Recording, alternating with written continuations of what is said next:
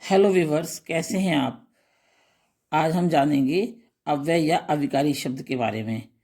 अव्यय और अविकारी शब्द वे शब्द होते हैं जो कि चाहे पुल्लिंग हो या स्त्रीलिंग हो, उनमें कोई भी परिवर्तन नहीं आता। अव्यय अ जमा व्यय, जो व्यय ना हो, अर्थात जिसका रूप सदा एक सा हो। अविकारी अ जमा विकारी, जिसमें विकार न आए, अर्थात जो कभी भी परिवर्तित न हो।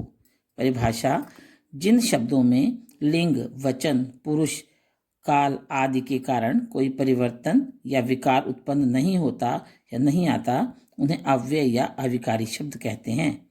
अव्यय के कितने भेद होते हैं? अव्यय के मुख्य रूप से 4 भेद होते हैं। नंबर 1 क्रिया विशेषण, नंबर 2 संबंध बोधक, नंबर 3 समुच्चय बोधक और नंबर 4 विस्मयादि बोधक। उसके बाद क्रिया विशेषण शुरू होता है।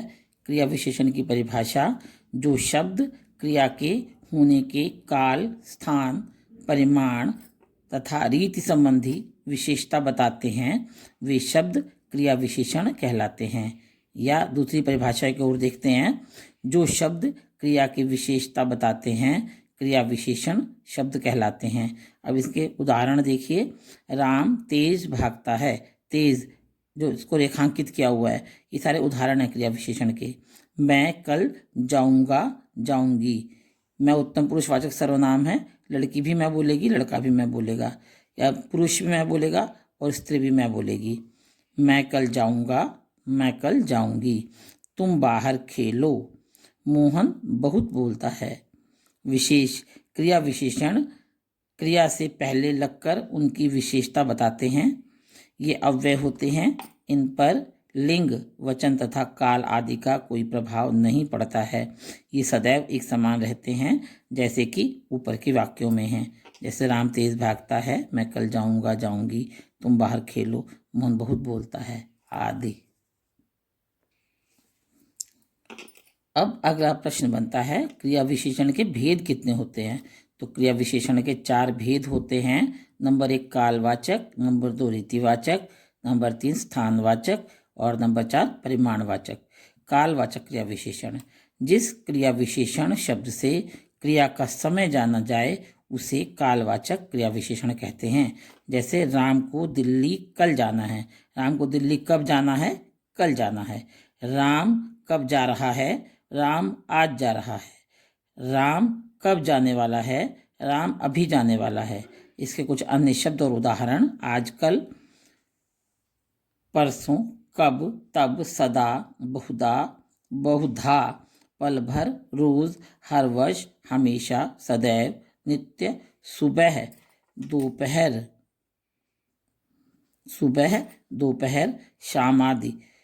हम इसके बारे में, इसकी विशेष बात, इसके प्रश्न को जब हम कब का प्रयोग करेंगे, जो हमें उत्तर मिलेगा तो वो कालवाचक क्रिया विशेषण होगा। इससे कुछ और वाक्य: बच्चा दिन भर गाता है, बच्चा रात भर सोता है, बच्चा रात भर रोता है, बच्चा पूरी दोपहर सोया है।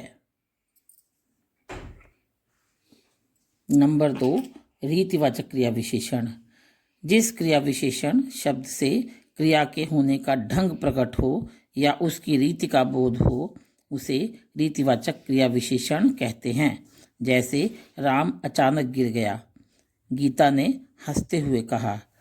विशेष: अचानक और हंसते हुए शब्द क्रिया के होने की रीति, यानी कि तरीके को, ढंग को और कैसे की गई ये क्रिया, उसके बारे में बता रहे हैं, उसकी संबंधी विशेषता बता रहे हैं।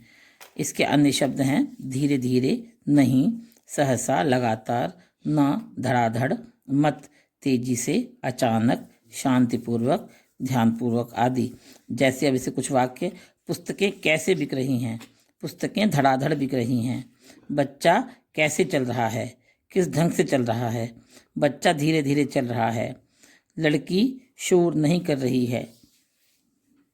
बच्चे कैसे बैठे हैं या किस ढंग से बैठे हैं? बच्चे शांतिपूर्वक बैठे हैं। बच्चों कैसे बैठो? बच्चों शांतिपूर्वक बैठो। बच्चों कैसे बात सुनो? बच्चों ध्यानपूर्वक बात सुनो। नंबर 3 स्थानवाचक क्रिया विशेषण: जिस क्रिया विशेषण शब्द से क्रिया के स्थान का बोध हो अर्थात क्रिया की स्थान संबंधी विशेषता ज्ञात हो तो वे स्थानवाचक क्रिया विशेषण शब्द कहलाते हैं। जैसे राम कहाँ खेलता है, राम बाहर खेलता है। गीता कहाँ बैठी है, गीता भीतर बैठी है। विशेष, इसमें हम किधर या कहाँ कहकर अगर हम प्रश्न करेंगे तो जो उत्तर हमें प्राप्त होगा तो वह स्थान संबंधी क्रिया विशेषण होगा। कुछ अन्य शब्द यहाँ, वहाँ, कहाँ, आगे, पीछे, ऊपर, नीचे, दूर, पास, अंदर, बाहर, भीतर, सामने आदि। कुछ अन्य वाक्य, बच्चा विद्यालय के आगे खड़ा है। बच्चा विद्यालय के आगे खड़ा है। राम कहाँ बैठा है, राम छत के ऊपर बैठा है। माताजी कहाँ गई हैं, माताजी कक्ष के भीतर गई हैं। बच्चा कहाँ खड़ा है, बच्चा पेड़ के नीचे खड़ा है। बच्चा किसके पीछे पीछे आया, बच्चा मेरे पीछे पीछे आया। नंबर 4 पर है परिमाणवाचक क्रिया विशेषण। जिस क्रिया विशेषण के द्वारा क्रिया के परिमाण का अर्थात उसकी मात्रा का पता चले उसे परिमाणवाचक क्रिया विशेषण कहते हैं। जैसे राम कितना सोया, राम बहुत सोया। राम कितना रोता है, राम बहुत रोता है। आज वर्षा अधिक हुई, आज वर्षा कितनी हुई, आज वर्षा अधिक हुई। राम तुम बहुत बोलते हो, कम बोलो। विशेष, जब हम कितना या कितनी लगाकर क्रिया के बारे में जानेंगे तो उसका उत्तर मात्रा अर्थात क्रिया के परिमाण के रूप में हमें प्राप्त होगा। कुछ अन्य शब्द, थोड़ा, कुछ, इतना, थोड़ा, ज़्यादा, इतनी, बिल्कुल, लगभग, सदा, प्रायः, अधिक, पर्याप्त आदि। कुछ अन्य वाक्य, बीमारी के कारण वह थोड़ा ही खा पाया या खा पाई। बच्चा बहुत रोता है, वह बिल्कुल नहीं बोलता है या बिल्कुल नहीं बोलती है। जो कोई भी मेरे इस चैनल पर नया आया है वो मेरे चैनल को सब्सक्राइब करे और मेरी बहुत सारी वीडियोज़ हैं पढ़ाई लिखाई की, आप उन्हें भी देखें। बच्चों, वीडियो देखने के लिए धन्यवाद।